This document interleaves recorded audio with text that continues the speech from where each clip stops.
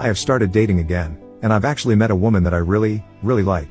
She is also someone who divorced due to an affair against her about 6 years ago. But most of all, there's no C with her.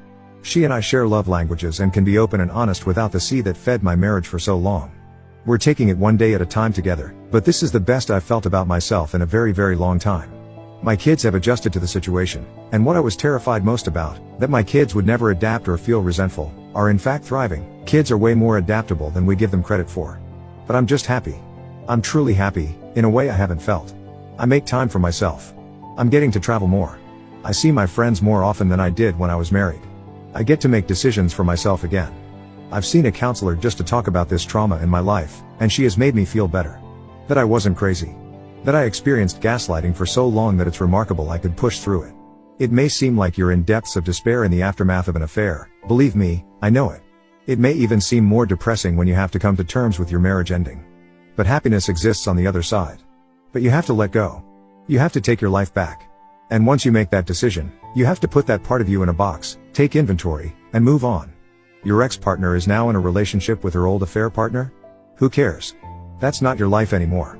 Your ex-partner is broken, likely irreparably, and they aren't going to change, and you can't let their brokenness affect your happiness anymore. They can go be broken, but not on your watch, and not in your emotions and your heart.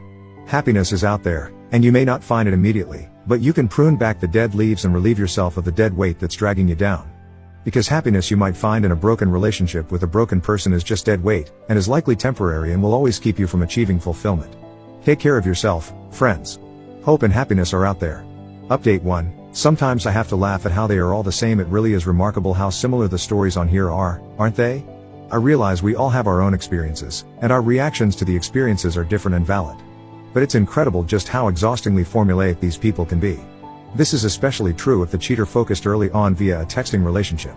The cheater finds someone that they swear they are just friends with, almost always of the opposite sex. The text threads are just always the same. One of them drops a touch of an innuendo here or there, just testing the waters, because heaven forbid you just effing converse with someone instead of having to check to see if maybe there's some mutual sexual tension. After a while the innuendo becomes joking between them. Of course, a normal person in a committed relationship would have told the other person to F off, but we're not dealing with normal people here. Then the innuendo and joking turns to less joking and more actual digital flirting. Then oops, here's a picture of me semi-bare, and then on to full bears later. Oh, but when you confront them, they say something to the effect of they are just a friend, but they are a friend that just really gets me. Any notion that perhaps something nefarious is afoot is met with gaslighting.